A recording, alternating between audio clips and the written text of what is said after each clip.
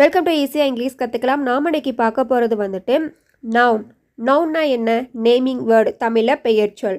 Name of person, place, things and animals. அதாவது ஒரு மனிதருடைய பெயரையோ ஒரு இடத்தினுடைய பெயரையோ அல்லது பொருட்களுடைய பெயரையோ விலங்குகளுடைய பெயரையோ குறிக்கக்கூடியதாக வந்துட்டு நவுன்.